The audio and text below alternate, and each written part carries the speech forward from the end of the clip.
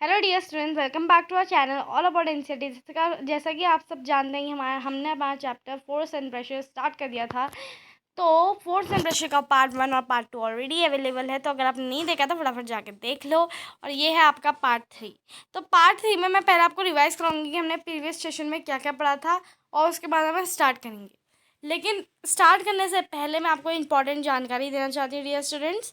तो हमने एक रिसेंटली सर्वे किया था, जिसमें हमें पता चला था कि आप में से 81% बच्चों ने ही हमें नहीं सब्सक्राइब करा है, नॉट सब्सक्राइब। ठीक है, और आप में से सिर्फ और सिर्फ 12% बच्चे ऐसे हैं, 12-15% बच्चे जिन्होंने हमें सब्सक्राइब करा है। ठीक है डियर स्टूडेंट्स, तो जिन्होंने सब्सक्राइब नहीं करा है फटाफट जाके सब्सक्राइब कर लो, क्योंकि हम ऐसे ही अच्छे अच्छे वीडियोस आपके लिए लाते रहते हैं, ताकि आपकी जो स्टडी है वो रुक ना पाए और आप स्टडी करते रहें। तो हालांकि ये समर वेकेशन चल रही है, लेकिन अगर आपको अपनी क्लास का टॉपर बनना है तो आपको स्टडी तो करनी ही पड़ेगी। तो let us start and move to our chapter force and pressure. तो फोर्स एंड प्रेशर में प्रीवियस सेशन से हमने क्या क्या पढ़ा था, मैं फटाफट वो रिवाइज करा देती हूँ डियर स्टूडेंट्स। सबसे पहले हमने पढ़ा था व्हाट इज़ द फोर्स। तो फोर्स हमने, आपको पता है ना, कोई भी चीज़ को आप पुल कर रहे हो या पुश कर रहे हो तो वो आपकी फोर्स मानी जाती है, राइट।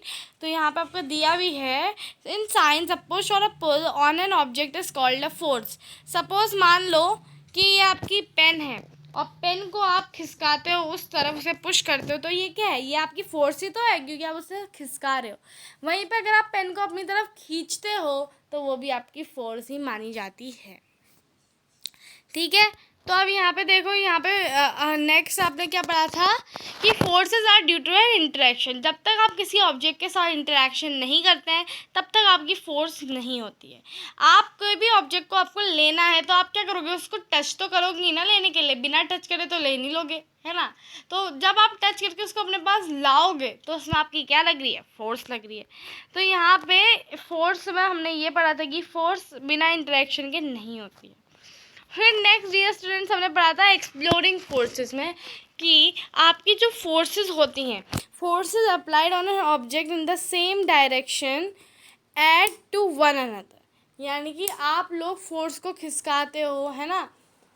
तो ये सब भी हमने पढ़ा था। ठीक है, उसके बाद आपने ये भी पढ़ा था कि नेट फोर्स कोई चीज़ होती है, यानी कि फोर्स की नेट फोर्स, जो फोर्स उसके अंदर को लग रही है वो कैसे पता चलेगा। सपोज मान लो आपके पास दो फ्रेंड्स हैं, एक उस तरफ खिसका रहा है, एक अपने पास खींच रहा है, तो इसमें क्या होगा डियर स्टूडेंट, जो ज़्यादा तेज खींचेगा दोनों का डिफरेंस जो है वो आपको नेट फोर्स देगा।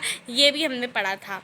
उसके बाद हमने एक और चीज़ पढ़ी थी जो कि थी, so we learn that the force could be larger or smaller than the other or the equal to the each other. The strength of the force is usually expressed by its magnitude. ये भी हमने पढ़ लिया था। ठीक है, अब देखो डियर स्टूडेंट, नेक्स्ट हमने क्या पढ़ा था, force can change the state of motion. Force state of motion भी चेंज कर सकती है। तो डियर स्टूडेंट्स, आपने यहाँ पे आपको बड़ी अच्छा सा एक्टिविटी दी थी, जिससे आपको पता चला था कि फोर्स उसका मोशन जो है, स्टेट ऑफ मोशन, वो चेंज कर सकती है। तो डियर स्टूडेंट्स, में आपको क्या करना था, एक रबर बॉल लेनी थी, उसको जेंटली पुश करना था।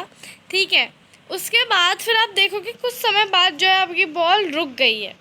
ये तो बाद में आया था आपका, जब आप बॉल को फेंकोगे और उसको फिर अपने दूसरे पाम से अच्छी तरह टच करोगे थोड़ी देर, तो रुक जाएगी। ठीक है, तो ये हुआ। उसके बाद फिर ये स्टूडेंट्स हमने ये भी पढ़ा था कि फोर्स किसी का भी मतलब स्टेट ऑफ मोशन जो है, डायरेक्शन ऑफ मोशन जो है, जैसे बॉल है, बैट्समैन जब बॉल को मारता है तो उसका डायरेक्शन वो चेंज कर देता है, राइट। तो ऐसे करके आपका जो डायरेक्शन ऑफ मोशन है वो भी फोर्स की वजह से चेंज हो सकता है। तो जो स्पीड ऑफ एन ऑब्जेक्ट होती है वो इंक्रीज़ हो सकती है फोर्स की वजह से। अगर आपने एक रबर बॉल ली, उसको आपने थोड़ा सा मारा, वो आगे गई, फिर आपने मार दिया, तो मतलब आपकी फोर्स जो है उसकी स्पीड बढ़ गई और आपकी बॉल अब ज़्यादा तेज़ी से जाएगी। तो यहाँ पे कहीं ना कहीं हमने ये सारी चीज़ें भी पढ़ ली थी। ठीक है, तो अब फटाफट जाते हैं हम लोग यहाँ पे। तो यहाँ पे डियर स्टूडेंट हमने क्या पढ़ा था, A change is in either the speed of an object or its direction or both is described as change in its state of motion. तो ये भी हमने पढ़ लिया था. उसके बाद फिर does a force may bring a change in the state of motion of an object. तो ये हमने पढ़ लिया था. ठीक है. तो अगर कोई भी ऑब्जेक्ट रेस्ट में है मतलब उसका मोशन जो है नहीं हो रहा है. ठीक है dear student. The state of motion of an object described by its speed and the direction of motion. The state of rest is considered to be the state of zero. Speed in object may be at rest or in the motion, both are its state of motion. तो ये भी हमने पढ़ लिया था dear student, है ना. फिर ये इतना अच्छा सा हमने टेबल भी पढ़ा था. सॉरी. फिर हमने यहाँ पे जो है स्टेट ऑफ मोशन को पढ़ने के बाद डियर स्टूडेंट हमने ये वाला टेबल पढ़ा था जिसमें हमने ये बताया था कि इसका स्टेट ऑफ मोशन में शेप चेंज हो रहा है, क्या हो रहा है. ठीक है. उसके बाद फिर डियर स्टूडेंट हमने ये यहाँ पे पढ़ा था, आपने यहाँ पे पढ़ा था फोर्स ऑफ एन ऑब्जेक्ट में चेंज इट्स शेप. मतलब आपकी जो फोर्स है वो शेप भी चेंज कर सकती है. तो अब यहाँ पे देखो ये बहुत इंपॉर्टेंट है चीज़ जो मैं अभी आपको दिखा रही हूँ. मैं आपको रिवाइज़ क्यों करा रही हूँ डियर स्टूडेंट, आपका प्रीवियस सेशन की चीज़ें, ताकि आप जो अभी इस सेशन में पढ़ें वो आपको प्रीवियस सेशन का रिकल हो जाए. अगर आपको ज़्यादा डीपली स्टडी करनी है तो हमें प्रीवियस वीडियोस जाकर देख सकते हैं, वो भी मैंने बहुत ही अच्छे से पढ़ाए हैं. Make an object move from rest. अगर आप कोई भी ऑब्जेक्ट, सपोज मान लो आपकी सीधी सादी बॉल टेबल में रखी है, आपने उसको खिसका दिया तो क्या हो रहा है, आप उस रेस्ट जो बॉल का अभी तक, जो बॉल अभी स्टेट ऑफ ज़ीरो में थी, वो बॉल को आपने अभी हिला दिया, फोर्स लगा दी तो वो मूव होने लगी. मे change the speed of an object. अगर आपने वो बॉल को आगे से फिर खिसका दिया तो उसकी स्पीड भी इंक्रीज हो सकती है. उसके बाद फिर मे change the direction of the motion. आप जो मोशन आपका स्ट्रेट जा रहा था, अचानक से आपने उसको उस तरफ खिसका दिया तो उस तरफ चले जाएगा. May bring about a change in the shape of an object. Dough को गूंथते हो, डो को गूंथते समय शेप चेंज होता है कि नहीं होता है, होता है. उसके बाद मे कॉज सम और ऑल ऑफ दीज इफेक्ट. कभी कभी तो ये फोर्स ये सारी चीज़ें इफेक्ट में ले आती है. तो डियर स्टूडेंट ये था आपका बहुत ही इंपॉर्टेंट चीज़. अब हमने पढ़ा था हमारे प्रीवियस सेशन में कॉन्टैक्ट मस्कुलर फोर्सेस के बारे में. तो कॉन्टैक्ट फोर्स के अंदर आती है आपकी मस्कुलर फोर्स. ठीक है. पता है आपको मस्कुलर फोर्स क्या होती है? द कॉन्टैक्ट, जब आपका क्या होता है, आप किसी भी ऑब्जेक्ट में फोर्स लगाते हैं, ठीक है, आपकी मसल्स इस्तेमाल होती हैं, उसमें ताकत लगती है बहुत. In general if I speak, जिसमें बहुत ताकत लगती है. The force resulting to the action of muscle is known as muscular force. जिसमें ताकत लग रही है ना, इसका मस्कुलर फोर्स कहते हैं. ठीक है डियर स्टूडेंट्स. जैसे आप डो गूंथते हैं तो डो में बहुत ताकत लगती है ना, तो डो क्या हुई आपकी, मस्कुलर फोर्स हुई. नेक्स्ट देखो, इन द मस्कुलर फोर्स आपको टेबल दिया था. ठीक है. Enables us to perform all the activities involving the movement or bending of our body. In the class 7th you have learned that in the process of digestion the food gets pushed through the alimentary canal. Alimentary canal आपका push करती है food को. तो क्या ये भी muscular force हुई? हाँ, क्यों नहीं हुई, क्योंकि इसमें भी आपका जो है खिंच रहा है खाना नीचे. ठीक है. अब यहाँ पे देखो डियर फ्रेंड्स, आपने एनिमल्स को तो देखा ही होगा, उसमें भी ताकत लगती है ना चढ़ाने के लिए, है ना. तो ये सारी भी जो है आपकी मस्कुलर फोर्स ही आती हैं. उसके बाद फिर देखो डोंकी जो इतना भारी भारी सामान ले जाते हैं, ये क्या अप्लाई कर रहे हैं, मस्कुलर फोर्स. अब देखो डियर स्टूडेंट नेक्स्ट है, since muscular force can be applied only when it is in the contact with N object is also called a contact force. जैसे कि आपको पता है मस्कुलर फोर्स सिर्फ तभी अप्लाई की जा सकती है जब वो किसी ऑब्जेक्ट के साथ कॉन्टैक्ट में है. तो इसलिए इन फोर्सेस को हम लोग कॉन्टैक्ट फोर्स कहते हैं. ठीक है डियर स्टूडेंट्स. यहाँ तक मैंने आपको रिवाइज़ करा दिया. फटाफट फ्रिक्शन रिवाइज़ कर लेते हैं, उसके बाद हम स्टार्ट करने वाले हैं हमारी एक्टिविटी 8.6. तो फ्रिक्शन है क्या डियर स्टूडेंट्स? कभी आपने घर में अपनी पेन नीचे गिरते हुए देखी है? पेन नीचे आपकी हमेशा गिरती होगी. जब पेन आपकी नीचे गिरती है तो थोड़े समय तक तो आगे तक जाती है, लेकिन एक समय ऐसा आता है जब वो पेन अपने आप रुक जाती है. ऐसा क्यों होता है?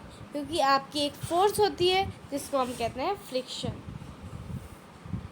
पढ़ते हैं फ्रिक्शन के बारे में.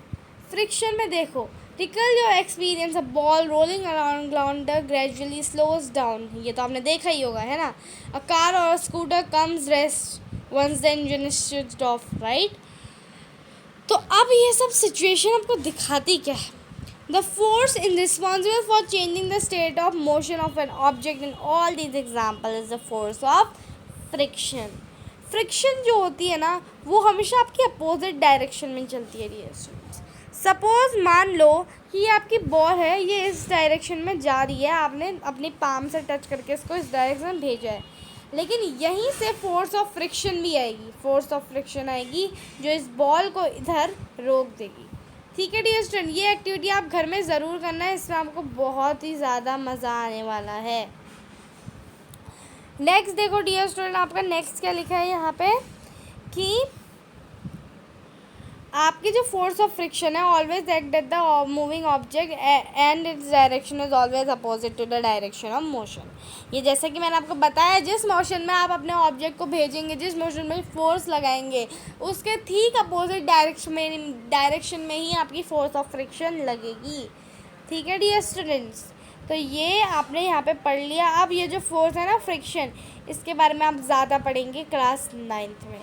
तो अभी मेरे को सिर्फ आपको एक थोड़ा सा रिवाइज़ कराना था, ताकि आप फटाफट जो अभी हमने आगे ये चीज़ें पढ़े, इसमें आपको बहुत ही अच्छे से समझ में आ जाए. ठीक है डियर स्टूडेंट, इसमें मेरे को ज़्यादा टाइम नहीं लगा है, सिर्फ 11 मिनट्स लगे हैं आपको ये सारी चीज़ें एक बार रिवाइज़ कराने में. ठीक है, तो आप फोर्स ऑफ फ्रिक्शन भी जो है वो कॉन्टैक्ट होने में ही लगती है, इसलिए उसको भी हम कॉन्टैक्ट फोर्स के अंदर ही रखते हैं. Let's see non contact force के बारे में. अब आती है हमारे पास मैग्नेटिक फोर्स. फटाफट पढ़ते हैं. Activity 8.6. Take a pair of bar magnets.